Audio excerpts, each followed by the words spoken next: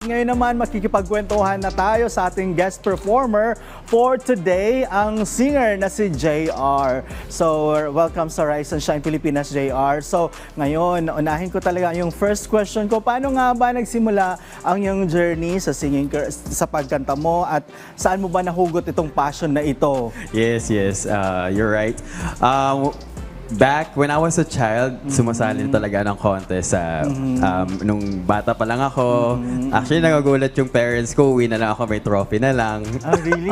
Yes. Sumasali ako sa mga barangayan, hanggang sa school, and then mga patimpalak sa kahit saan po. Oo, balita ko, maliban sa pagkanta, sumasali ka rin ng mga pageant at you Yes. are a title holder for that for a certain pageant. So ngayon ba meron ka bang mga recent achievements for this kind of pageant? Yes, recently po I represented General Trias sa Mr. Tourism World Philippines.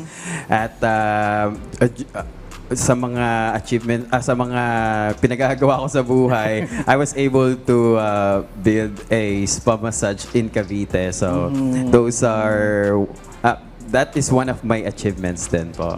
Ayan, kumbaga pinagsasabay mo ba ang iyong career sa pagkanta at sa pageantry? Yes. Well, anyway, gusto pa sana namin malaman yung buong buhay mo. Pero we don't have a lot of time, kaya imbitahan mo na yung ating mga ka-RSP na i-follow ka sa iyong social media.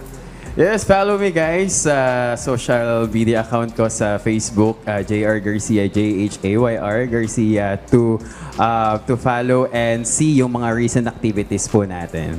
Ayan. So mga ka-RSP, again, please welcome our guest performer, JR Garcia. Di mahagkilang sa lupa ang pag-asa,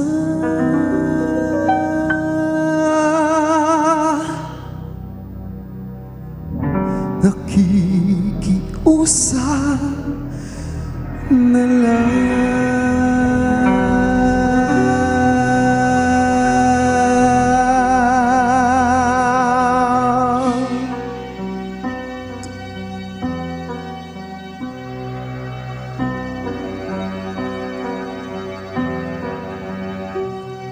Pangarap kong makita kang naglalaro sa buwan.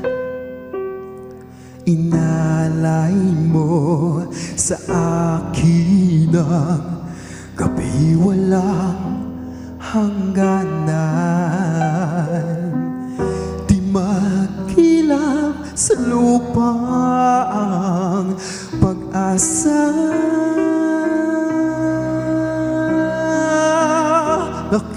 nakikiusap na lang.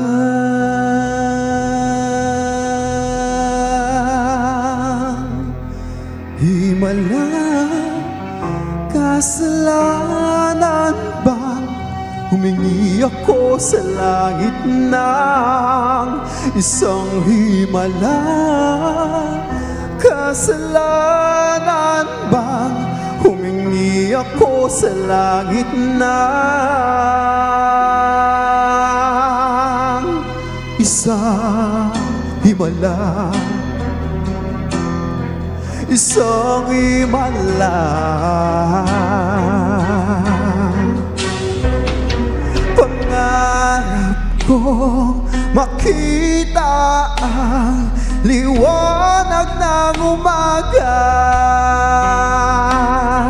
naglalambing sa iyong mga mata.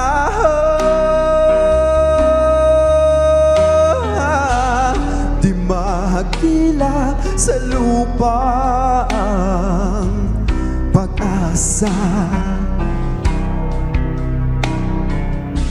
makikiusap na lang.